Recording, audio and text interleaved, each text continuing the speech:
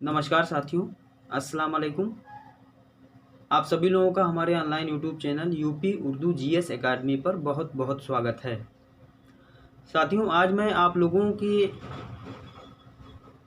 जो सिलेबस है जीआईसी का, उसमें जो 40 नंबर का जीएस आता है, उसके लिहाज से मैं आप लोगों के लिए बहुत इम्पॉर्टेंट चीज़ें आज लेकर आया हूँ। जो प्रीवियस ईयर्स में 2015 के शुरुआत में और 2015 के लास्ट में 2 पेपर हुए थे जीआईसी के, और 2016 में भी एक पेपर जीआईसी का हुआ था। उनमें जो जीएस का पोर्शन है, उस जीएस के पोर्शन को देखते हुए आज मैं पेपर लेके आया हूं जो प्रीवियस ईयर्स में हुआ था। तो उन पेपर्स को आप देखिए और क्वेश्चंस को देखिए, कहाँ कहाँ से पूछे गए हैं और कैसे कैसे प्रश्न आए हुए हैं। तो प्रीवियस ईयर्स के जो भी क्वेश्चंस हैं, पेपर हैं, मैं उनको लेकर आया हूँ आपके सामने, और उनके व्याख्या को भी लेकर आया हूँ। उनकी व्याख्या भी मैं करूँगा, उनकी व्याख्या साथ में दिया हुआ है। तो आप देखें प्रीवियस ईयर्स के क्वेश्चंस पेपर को और समझें कि कहाँ कहाँ से आया है, कहाँ कहाँ से तैयारी करनी है आपको, और अपने तैयारी को और मजबूत बनाएं। तो चलते हैं पेपर की तरफ, ज़्यादा देर न करते हुए। ये देखिए साथियों, लिखा हुआ है ऊपर, राजकीय इंटर कॉलेज प्रवक्ता परीक्षा 2015। राजकीय इंटर कॉलेज प्रवक्ता परीक्षा 2015 सामान्य अध्ययन व्याख्या सहित हल प्रश्न पत्र। और ये जो है 15 सितंबर 2015 में पूछा गया है। 15 सितंबर 2015 में। ये देखिए साथियों, ये देखिए आप लोग, परीक्षा तिथि 15 सितंबर 2015 का ये है। और राजकीय इंटर कॉलेज प्रवक्ता परीक्षा 2015। तो इन पेपर्स को आप देखिए और क्वेश्चंस को देखिए और सोचिए कहाँ से आया है, वहीं से तैयारी भी करिए और अच्छे से तैयारी अपनी मजबूत करिए। तो पहले प्रश्न की तरफ हम बढ़ते हैं। पहला प्रश्न आया है, अलबरूनी साथ आया था, मतलब अलबरूनी किसके साथ आया था? तो इसमें 4 विकल्प दिए हुए हैं। पहला है गजनी के महमूद के साथ, गजनी के महमूद के साथ, दूसरा मोहम्मद गौरी के साथ, और तीसरा बाबर के साथ, और चौथा उपर्युक्त में से किसी के साथ नहीं। ये आपका आया है, वो प्रीवियस ईयर्स में प्रश्न है और जीआईसी में ही आया है। तो देखिए, अलबरूनी साथ आया था किसके, इसकी व्याख्या दी गई है नीचे, इसीलिए मैं व्याख्या सहित लेके आया हूँ। अलबरूनी गजनी के महमूद गजनबी के साथ भारत आया। यह एक फारसी विद्वान, लेखक, धर्मज्ञ था। इसकी प्रसिद्ध रचनाएं हैं किताबुल हिंद। जो व्याख्या में दिया हुआ है साथियों, उसको भी ध्यान से पढ़िए, उस व्याख्या से भी प्रश्न निकल के आके बन सकते हैं।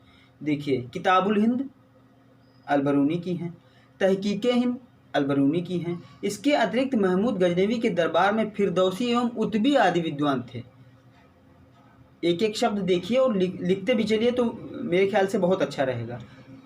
महमूद गजनवी के दरबार में फिरदौसी एवं उतबी विद्वान आदि विद्वान थे। धातव्य मतलब जानकारी है कि महमूद गजनवी ने 1009 ईस्वी से 1027 ईस्वी तक भारत पर 17 बार आक्रमण किया। महमूद गजनवी के दरबारी इतिहासकारी उतबी ने उसके आक्रमणों को जिहाद माना है, जिसका मूल उद्देश्य इस्लाम का प्रसार और बुत परस्ती यानी मूर्ति पूजा को समाप्त करना था। तो ये है इसकी व्याख्या, और इस व्याख्या के अनुसार आपका ऑप्शन ए सही हो जाता है। क्या? ए, गजनी के महमूद गजनबी के साथ। ए ऑप्शन आपका सही हो जाता है पहला क्वेश्चन का। दूसरे क्वेश्चन पर चलते हैं साथियों। धौली स्थित है। धौली एक जो है हिल स्टेशन है, हिल्स पहाड़ी समझ लीजिए, हिल स्टेशन बना हुआ है। तो पूछ रहा है कि धौली स्थित है, कहाँ स्थित है? गंजाम में, कि चिल्का में, कि भुवनेश्वर में, कि जयपुर में? तो इसका भी ये देखिए नीचे व्याख्या सहित दिया हुआ है। ये प्रीवियस ईयर्स पुराना क्वेश्चंस है, जो पेपर है जो उसमें आ चुका है आपके जीआईसी में। इम्पॉर्टेंट प्रश्न है साथियों, ये जीआईसी में आ चुका है, तो अन्य अदर एग्ज़ाम में भी, वनडे एग्ज़ाम जो हैं उनमें बिल्कुल 100% आ सकता है। इम्पॉर्टेंट प्रश्न को आप बिल्कुल न छोड़ें, ये मेरी राय है, मेरा मशवरा है। जो भी महत्वपूर्ण प्रश्न आपको मिले उसको आप करते जाएँ। तो पूछा गया है धौली स्थित है कहाँ? गंजाम में, कि चिल्का में, कि भुवनेश्वर में, कि जयपुर में? तो इसका जो है डिस्क्रिप्शन दिया हुआ है कि धौली हिल्स उड़ीसा में भुवनेश्वर से 8 किलोमीटर दूर दया नदी के किनारे स्थित है। भुवनेश्वर से, भुवनेश्वर से 8 किलोमीटर दूर, तो माना जाएगा भुवनेश्वर ही। क्यों? क्योंकि विकल्प में भुवनेश्वर दिया हुआ है। इस स्थान से अशोक के चतुर्दश शिलालेखों की एक प्रति प्राप्त हुई है। इस स्थान से अशोक के चतुर्दश शिलालेखों की एक प्रति प्राप्त हुई है। धौली पहाड़ी को कलिंग युद्ध के युद्ध क्षेत्र माना जाता है। देखिए, एक एक लाइन, एक एक चीज़ महत्वपूर्ण है। धौली पहाड़ी को कलिंग युद्ध क्षेत्र माना जाता है। ठीक है साथियों, तो इस लिहाज से हमारा क्या सही हो जाएगा? Option C. अगले प्रश्न पे चलते हैं साथियों। देखिए, फाहियान भारत में आया था। फाहियान एक चीनी यात्री था, आप सभी लोग जानते हैं। तो ये भारत कब आया था, किस एडी में आया था? पहला ऑप्शन है 349 एडी में, दूसरा है 374 एडी में, तीसरा है 384 एडी में और चौथा है 399 एडी में। तो भले ही आप इस प्रश्न का उत्तर जानते हो, लेकिन इसकी जो व्याख्या है उसकी जरूर आप पढ़िए। चीनी यात्री फाहियान 399 ईस्वी में, देखते रहिए, चीनी यात्री फाहियान 399 ईस्वी में चंद्रगुप्त द्वितीय के शासनकाल में, किसके? चंद्रगुप्त द्वितीय के शासनकाल में आया था। इसने अपने यात्रा वृत्तांत में मध्य प्रदेश को ब्राह्मणों का देश कहा है। क्वेश्चन बन के आ सकता है कि मध्य प्रदेश को ब्राह्मणों का देश किसने कहा है? तो चीनी यात्री फाहियान ने कहा है। प्राचीन काल में आने वाले अन्य विदेशी यात्री, मतलब फाहियान तो आया ही था, और भी जो विदेशी यात्री आए थे प्राचीन काल में, प्राचीन इतिहास जब हम आप लोगों को पढ़ाएंगे तो ये सारी चीज़ें बहुत अच्छे से, बहुत आराम से आपको समझ में आएंगी।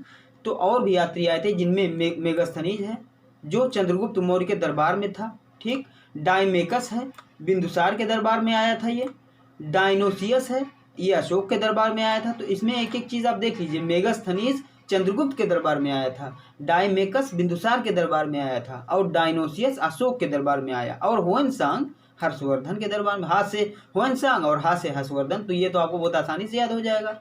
होएनसांग हर्षवर्धन के दरबार में आया था। तो इस लिहाज से आपका ये 399 एडी बिल्कुल सही हो जाएगा। 399 एडी में फाहियान भारत आया था। अगले उत्तर पे चलते हैं, प्रश्न पे। निम्नलिखित में से कौन दिल्ली का प्रथम सुल्तान जो युद्ध में लड़ता हुआ मारा गया? सोचिए, निम्नलिखित में से कौन दिल्ली का प्रथम सुल्तान था जो युद्ध में लड़ता हुआ मारा गया? तो इसमें आप सभी लोग जानते हैं कि इब्राहिम लोदी जो था, इब्राहिम लोदी, वो युद्ध में लड़ता हुआ मारा गया था। और इसकी व्याख्या भी देख लीजिए। अप्रैल 1526 में ये किसके साथ लड़ा था? बाबर के साथ लड़ रहा था। बाबर ने 1526 में इसी के साथ पानीपत का प्रथम युद्ध किया था। तो अप्रैल 1526 को पानीपत के मैदान में इब्राहिम लोदी एवं बाबर के मध्य युद्ध हुआ, जिसमें इब्राहिम लोदी की पराजय हुई। इस प्रकार युद्ध में मृत्यु को प्राप्त करने वाला यह दिल्ली सल्तनत का प्रथम सुल्तान था। दिल्ली सल्तनत का प्रथम सुल्तान इब्राहिम लोदी था, जो युद्ध क्षेत्र में मारा गया था। किसके साथ? बाबर से युद्ध लड़ते हुए। इस बात को इतिहासकार नियामतुल्लाह द्वारा भी कहा गया है। ठीक है, तो इस लिहाज से आपका इब्राहिम लोदी सही हो जाएगा। अगले प्रश्न पर चलते हैं साथियों। इस तरफ आए अब आप, इधर, ये पांचवें प्रश्न पे, पांचवें प्रश्न पे, पांचवा प्रश्न देखें साथियों।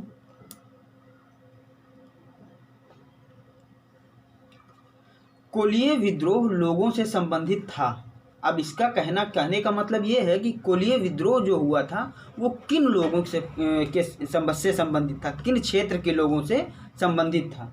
तो पहला है छोटा नागपुर का क्षेत्र, दूसरा है गुजरात का क्षेत्र, तीसरा है बंगाल का क्षेत्र और चौथा है असम का क्षेत्र।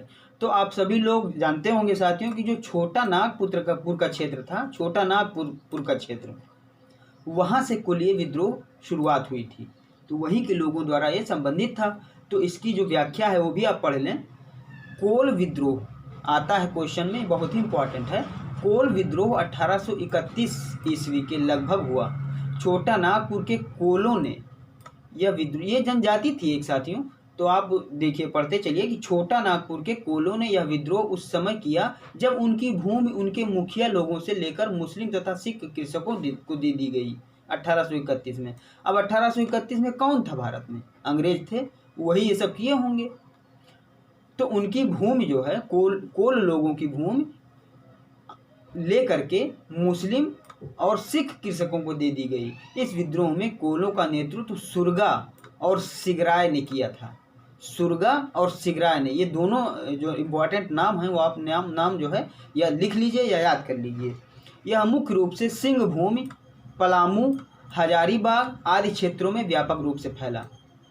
तो आपका ऑप्शन कौन सही हो जाएगा? छोटा नागपुर। अगले प्रश्न पर चलते हैं। बिरसा मुंडा का कार्यक्षेत्र कौन सा था? बिरसा मुंडा का कार्यक्षेत्र कौन सा था? ये 2015 में ये पेपर ही आया हुआ था, इसीलिए मैं आपको ये दिखाने के लिए वीडियो ये बना रहा हूँ कि आप देख लीजिए और एक एक क्वेश्चन देखिए कहाँ कहाँ से पूछा गया है। तो बिरसा मुंडा का कार्यक्षेत्र कौन सा था? पहला ऑप्शन है चंपारण, दूसरा है मुर्शिदाबाद, तीसरा है अलीपुर और चौथा है रांची। तो बिरसा मुंडा का कार्यक्षेत्र झारखंड था, झारखंड की राजधानी रांची। ये रांची जो है झारखंड की राजधानी है। तो इसका जो है डिस्क्रिप्शन देख लीजिए साथियों। बिरसा मुंडा एक आदिवासी नेता थे जो मुंडा जाति से संबंधित थे। वर्तमान भारत में रांची और सिंहभूमि के आदिवासी बिरसा मुंडा को भगवान मानकर याद करते हैं। वर्तमान में यही इनका कार्य क्षेत्र भी था।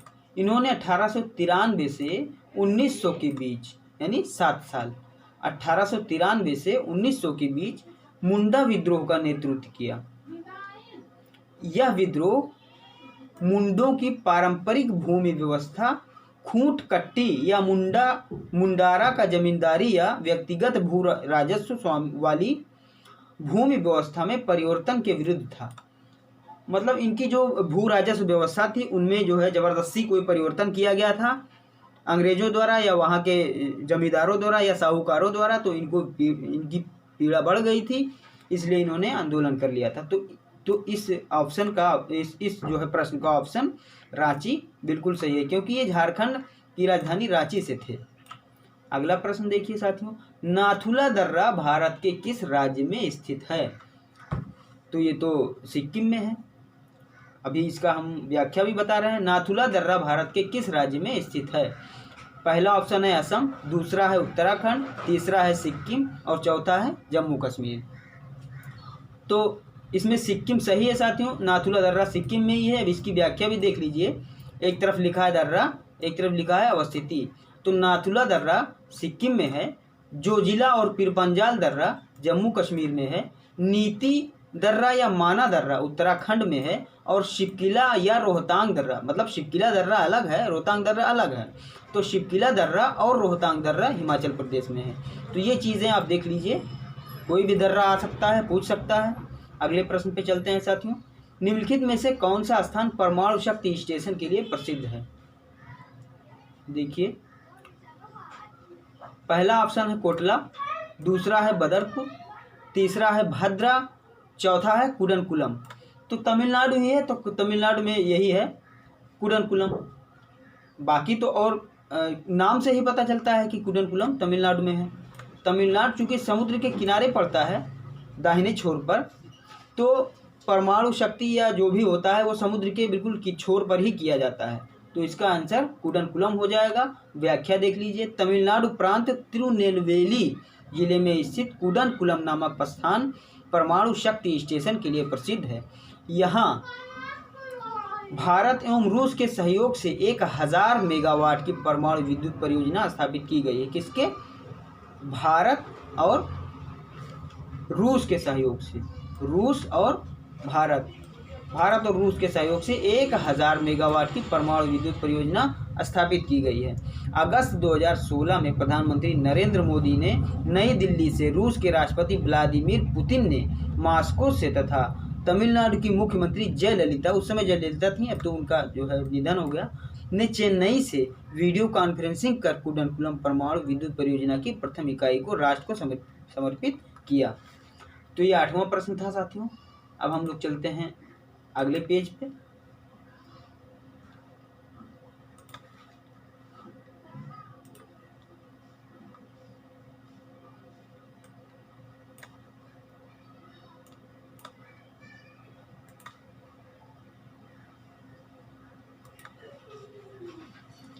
तो अगले पेज पे 9वें प्रश्न पे आते हैं। ये 9वां प्रश्न है।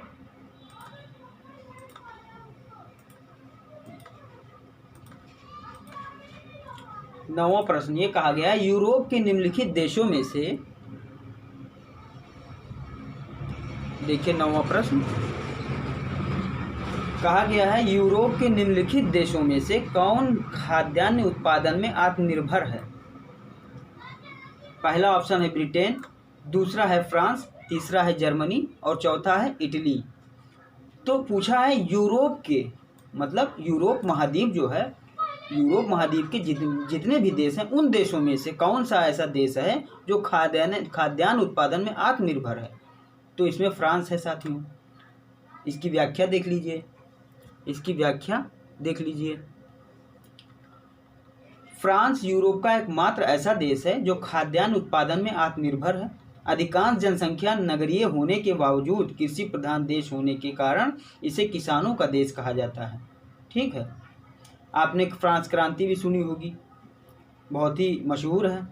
तो एक बार फिर से, अधिकांश जनसंख्या नगरीय होने के बावजूद कृषि प्रधान देश होने के कारण इसे किसानों का देश कहा जाता है। ज्ञातव्य है कि फ्रांस को वाइन यार्ड की भी उपमा प्रदान की जाती है। ठीक है, तो ये व्याख्या हो गया इसकी, और इसके अनुसार फ्रांस बिल्कुल सही है।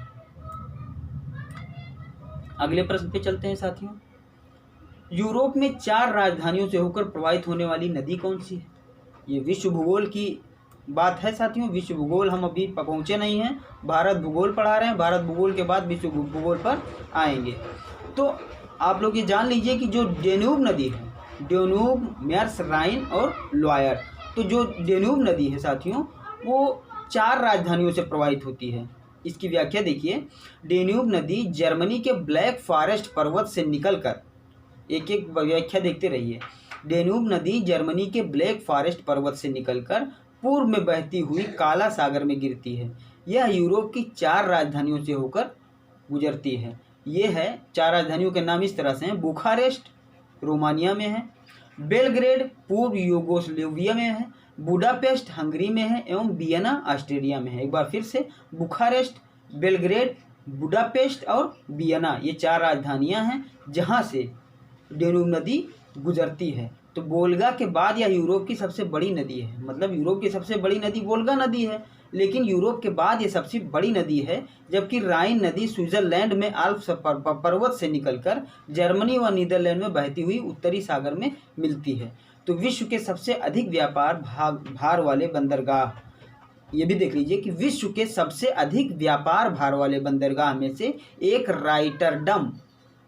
रॉटरडम नीदरलैंड में है। रॉटरडम इसी पर स्थित है। विश्व का सबसे अधिक व्यापार भार वाला बंदरगाह कौन सा है? रॉटरडम, जो इसी पर स्थित है। कहाँ? इसी नदी पर स्थित है। किस नदी पर? डेन्यूब। तो इस प्रश्न का आंसर ऑप्शन ए, डेन्यूब नदी। अगले प्रश्न पर चलते हैं साथियों, 11वें। हीरे के लिए प्रसिद्ध किम्बरले खान कहाँ है? हीरे के लिए प्रसिद्ध किम्बरले खान तो दक्षिण अफ्रीका में है साथियों। विश्व भूगोल जब आप पढ़ेंगे ना तो ये सारी चीज़ आपको बताई जाएगी। तो इसकी व्याख्या देख लीजिए। किम्बरले दक्षिण अफ्रीका के उत्तरी केप प्रांत की राजधानी है। यह दक्षिण अफ्रीका की विश्व प्रसिद्ध हीरे की खान है। विश्व प्रसिद्ध हीरे की खान है किम्बरले खान। जानकारी ये हो कि दक्षिण अफ्रीका संसार का सर्वाधिक सोना भंडारक और तीसरा सर्वाधिक उत्पादक राष्ट्र है। सोना भंडारण में तो सबसे ज़्यादा है विश्व में, लेकिन उत्पादक में तीसरे स्थान पर है अफ्रीका। यहाँ का अधिकांश स्वर्ण हाई वेल्ड के विटवाटरसैंड क्षेत्र में पाया जाता है। विटवाटरसैंड जो स्थान है वहाँ पर अधिकांश स्वर्ण पाया जाता है। दक्षिण अफ्रीका स्थित जोहान्सबर्ग को स्वर्ण नगर की उपमा दी जाती है। जोहान्सबर्ग जो शहर है ना, कभी कभी क्रिकेट होता है जोहान्सबर्ग में, क्रिकेट होता है, आप लोग जानते होंगे, नाम सुने होंगे जोहान्सबर्ग का, तो उसको स्वर्ण नगर की उपमा दी जाती है। इतना सोना पाया जाता है। अगले प्रश्न पर चलते हैं। निम्नलिखित में से कौन भारत के उपराष्ट्रपति थे? निम्नलिखित में से कौन भारत के उपराष्ट्रपति नहीं थे? ये देखिए साथियों, नहीं लिखा हुआ है, इसी में आप लोग भी कंफ्यूजन हो जाते हैं। निम्नलिखित में से कौन भारत के उपराष्ट्रपति नहीं थे? तो भारत के उपराष्ट्रपति यही नहीं थे फखरुद्दीन अली अहमद, बाकी वीवी गिरी भी उपराष्ट्रपति थे, डॉक्टर एस राधाकृष्णन भी उपराष्ट्रपति थे, डॉक्टर जाकिर हुसैन भी उपराष्ट्रपति थे और फखरुद्दीन अली अहमद उपराष्ट्रपति नहीं थे। इसकी व्याख्या देख लेते हैं। भारत के उपराष्ट्रपतियों की क्रमवार सूची: डॉक्टर एस राधाकृष्णन 1952 से 62 तक, डॉक्टर जाकिर हुसैन 1962 से फिर ये आगे रहे, फिर तीसरे पे वीवी गिरी 1967, चौथा जीएस पाठक, पांचवा बीडी जत्ती और ऐसे ऐसे करके। अब चूंकि जब ये पेपर हुआ था उस समय उपराष्ट्रपति थे वेंकैया नायडू, तो ये वही दिया हुआ है कि वर्तमान में वेंकैया नायडू हैं। अच्छा, उपर्युक्त सूची से स्पष्ट है कि फखरुद्दीन अली अहमद भारत के उपराष्ट्रपति कभी नहीं बने। 1974 में वे राष्ट्रपति पद पर आसीन हुए थे। हाँ, ये फखरुद्दीन अली अहमद 1984 में राष्ट्रपति थे, 1974 में, ये देखिए 1974 में ये राष्ट्रपति थे, ये कभी भी उपराष्ट्रपति नहीं बने। इसलिए ऑप्शन ए बिल्कुल सही हो जाएगा। ये पूछ रहा है कि कौन उपराष्ट्रपति नहीं थे। अगले प्रश्न पे चलते हैं साथियों, 13वें पे चलते हैं।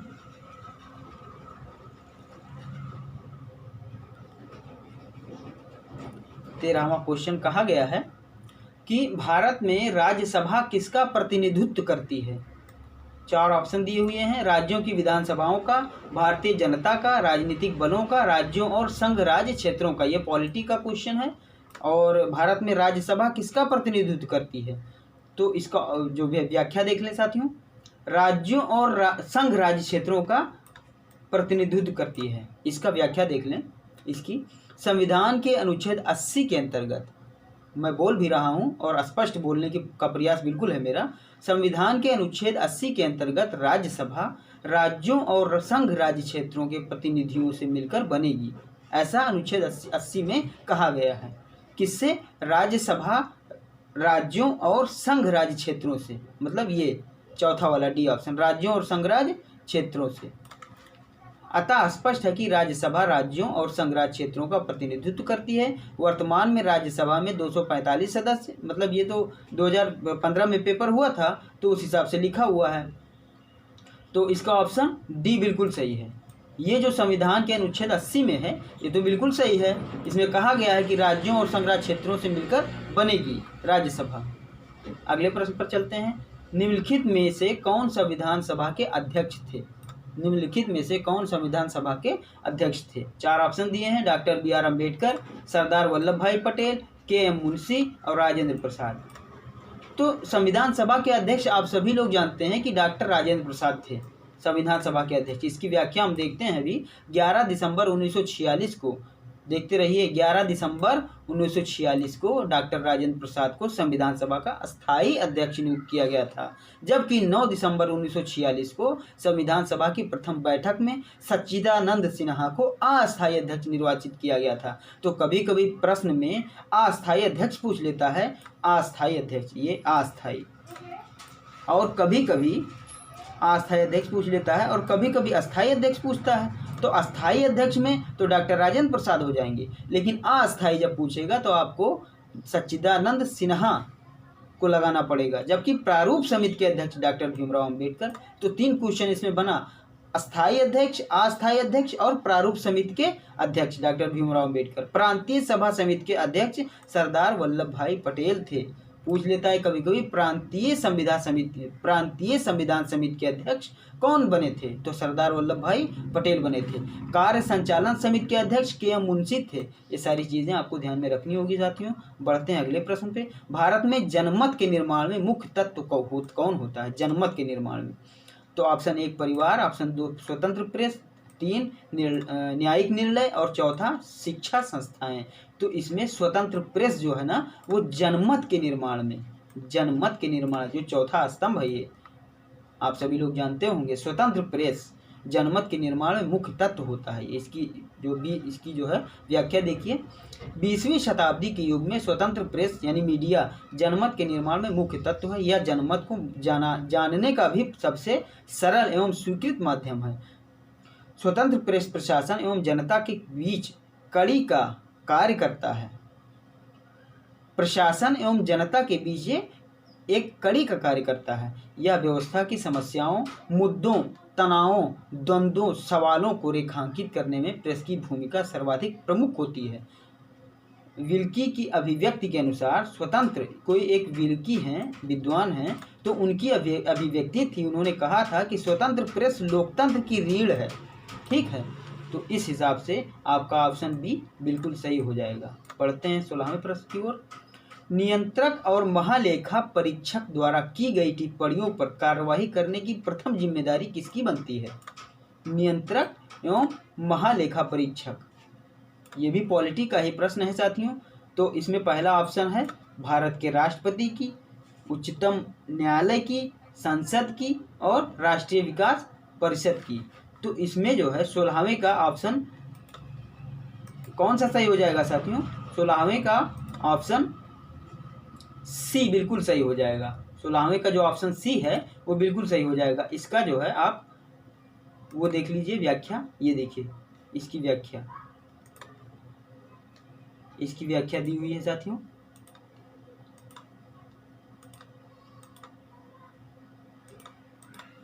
इसकी व्याख्या दी हुई है।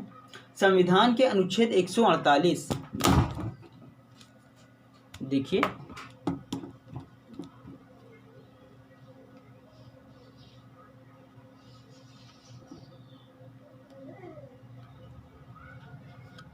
संविधान के अनुच्छेद 148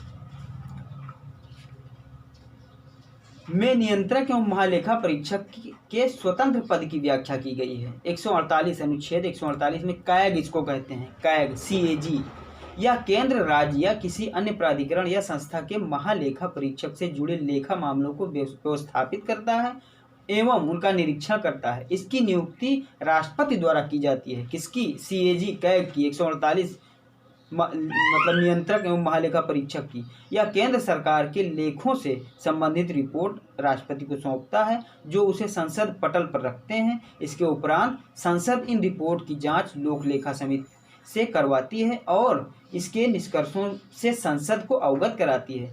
चूंकि राष्ट्रपति केवल रिपोर्ट को संसद के सदनों के सभा पर पटल पर रखता है और जांच संसद समिति के द्वारा करवाता है, अतः विकल्प सी सही है। सी विकल्प क्या है?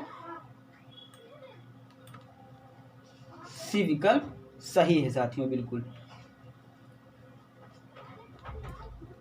तो अगले प्रश्न पर चलते हैं। अगला प्रश्न है, कौन सा शहर शहरी विकास मंत्रालय द्वारा बनाए गए सर्वेक्षण में भारत के इतना शहरों में, ये तो चूंकि करंट का प्रश्न है इसलिए इसको हम छोड़ रहे हैं। किस शहर ने, ये भी करंट का प्रश्न है इसलिए इसको भी छोड़ रहे हैं। करंट अफेयर्स चूंकि जानते हैं साथियों बदलता रहता है। 19वां हाल ही में, ये भी करंट का प्रश्न है। चलते हैं 20वें पे। किस देश में आतंकवादी संगठन इस्लामिक स्टेट ने इस वर्ष, ये भी करंट का प्रश्न है साथियों, 2014 में भारत के विदेशी, ये भी जो है करंट का ही प्रश्न है। श्रमेव जयते कार्यक्रम निम्नलिखित में से किसके नाम से जुड़ा हुआ है? ये देखिए, श्रमेव जयते 22वां प्रश्न। श्रमेव जयते कार्यक्रम जो है निम्नलिखित में से किसके नाम से जुड़ा हुआ है? तो ऑप्शन ए है वीवी गिरी, बी है वीर सावरकर, सी है लाल बहादुर शास्त्री और डी है पंडित दीनदयाल उपाध्याय। तो इनमें से चौथा जो ऑप्शन है पंडित दीनदयाल उपाध्याय, वो ऑप्शन सही है साथियों। इसकी व्याख्या देख लीजिए। 16 अक्टूबर 2014 को प्रधानमंत्री नरेंद्र मोदी द्वारा नई, ये भी तो करंट का ही प्रश्न है, ये भी करंट का प्रश्न है, इसको भी छोड़ते हैं। निम्नलिखित में से उस समय करंट का है साथियों, उस समय जो करंट आ रहा था 2015 की बात है ये, तो 15 में 15 वाला करंट था, इसलिए अब 2021 में 2021 का करंट रहेगा, ये ध्यान दीजिएगा, इसको छोड़ते हैं।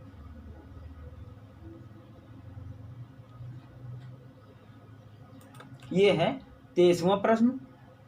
निम्नलिखित में से किस एक को भारत में निदेशित कोर उद्योग में सम्मिलित नहीं किया गया है? तो कोर उद्योग में सम्मिलित नहीं किया गया है, इसमें जो है पहला ऑप्शन है सीमेंट, दूसरा है स्टील, तीसरा है सॉफ्टवेयर और चौथा है कोयला। तो इसमें साथियों आपका ऑप्शन सी बिल्कुल सही हो जाएगा। हम उसकी व्याख्या पर आते हैं। ये सी, इसकी व्याख्या पर हम आते हैं। आप लोगों को व्याख्या भी दिखाना है ना।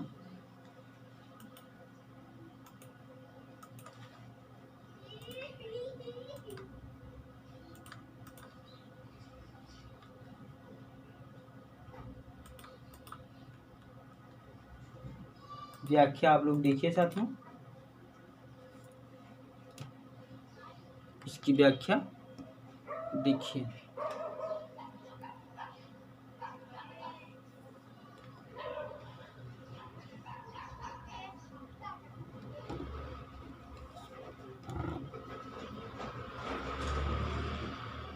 व्याख्या देखिए साथियों, निदेशित कोर उद्योगों को किसी अर्थव्यवस्था की बुनियाद माना जाता है। निदेशित कोर उद्योगों में 8 उद्योगों को सम्मिलित किया गया है। कोर उद्योगों में 8 उद्योगों को सम्मिलित किया गया है। कौन कौन से? कोयला, कच्चा तेल, प्राकृतिक गैस, ध्यान में रखिएगा, रिफाइनरी उत्पादन, उर्वरक, इस्पात, सीमेंट, बिजली। तो इन 8 उद्योगों को औद्योगिक उत्पादन सूचकांक में 38% योगदान है। तो ये कुल मिला के कहने का मतलब ये है, कोर उद्योग में कौन कौन आता है? कोयला आता है, कच्चा तेल आता है, प्राकृतिक गैस आता है, रिफाइनरी उत्पादन आता है, उर्वरक आता है, इस्पात आता है, सीमेंट आता है और बिजली आता है। इसलिए आपका ऑप्शन सी बिल्कुल सही हो जाएगा। 24वें पे चलते हैं। सोनार अधिकांशतः प्रयोग में लाया जाता है। सोनार क्या है बताते हैं, सोनार की व्याख्या भी करते हैं। अंतरिक्ष यात्रियों द्वारा, डॉक्टरों द्वारा, इंजीनियरों द्वारा, नौ संचालकों द्वारा। तो इसमें ये ऑप्शन जो डी है वो सही है। सोनार एक यंत्र है साथियों, जो समुद्र की गहराई इससे नापी जाती है। देखिए, सोनार एक उपकरण या युक्ति है जिससे समुद्र की गहराई ज्ञात करने के लिए जल के नीचे की वस्तुओं जैसे मछली के स्रोत, नष्ट हुए जहाज़ों और दुश्मनों की पनडुब्बी का पता लगाने के लिए नौ संचालकों या नौसेना द्वारा उपयोग किया जाता है। इसमें पराश्रव्य एवं अपश्रव्य ध्वनि तरंगों का प्रयोग किया जाता है। समझ गए? तो सोनार एक ऐसा यंत्र है जिससे समुद्र की गहराई नापते हैं। अगले प्रश्न पर चलते हैं। विटामिन सी का रासायनिक नाम। साथियों, विटामिन सी का रासायनिक नाम, अभी हम विटामिन में साइंस पे शुरुआत किए हैं, आगे आगे बढ़ेंगे। ADE-K-P यही बताना है, उसके बाद बी और सी बताना है। तो यहाँ से देखो प्रश्न पूछा गया है कि विटामिन सी का रासायनिक नाम क्या है। तो साइट्रिक अम्ल, ग्लूटेमिक अम्ल, अमीनो अम्ल और एस्कार्बिक अम्ल। तो इसमें आंसर कौन सा हो जाएगा? एस्कार्बिक अम्ल। विटामिन सी का रासायनिक नाम, वैज्ञानिक नाम जिसको कहते हैं विटामिन सी का, वो एस्कार्बिक अम्ल है। मानव शरीर में इसकी कमी से स्कर्वी नामक रोग हो जाता है। यह जल में विलेय है। यह जल में विलेय है। यह जल में विलेय है। यह जल में विलेय है साथियों, एवं खट्टे फलों में प्रचुरता से पाया जाता है। जबकि साइट्रिक अम्ल एक प्रकार का मोनोहाइड्रोक्सी ट्राइकार्बोक्सिलिक अम्ल है। यह भी खट्टे फलों में प्रचुरता से पाया जाता है। तो हम अगले प्रश्न पे चलते हैं, समय ज़्यादा हो रहा है साथियों। अगला प्रश्न है, हम कमरे में सूर्य का प्रकाश पाते हैं, किस विधि द्वारा पाते हैं?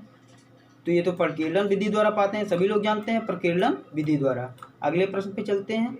बिजली का सबसे उत्तम चालक कौन सा होता है? बिजली का सबसे उत्तम चालक कौन सा होता है? ऑप्शन है, एक शुद्ध जल, दूसरा समुद्री जल, तीसरा सूखी लकड़ी और चौथा प्लास्टिक। तो इसमें ऑप्शन देखते हैं साथियों, बी, ऑप्शन बी इसमें बिल्कुल सही है। ये समुद्री जल, समुद्री जल जो होता है वो उत्तम चालक होता है बिजली का। ऑप्शन बी, तो ऑप्शन बी देखिए, समुद्री जल जो है वो उत्तम चालक होता है। समुद्री जल उत्तम चालक होता है बिजली का। तो आपका 27 क्वेश्चन हो गया। फिर 28वां मैथ का है, 29वां भी मैथ का है और 30वां भी मैथ का है। तो इस तरह से साथियों आपने जीएस का क्वेश्चन देखा जो प्रीवियस ईयर्स में आया हुआ क्वेश्चन है। इसलिए आप सभी से निवेदन है कि जीएस का पेपर जो प्रीवियस ईयर्स में आया हुआ है उसको, उनके क्वेश्चनों को देखें और हल करने का प्रयास करें। पूरा वीडियो देखें साथियों, और मैं आए दिन डेली जीएस का प्रैक्टिस सेट पेपर करवाता रहूँगा। बहुत बहुत धन्यवाद, बहुत बहुत शुक्रिया।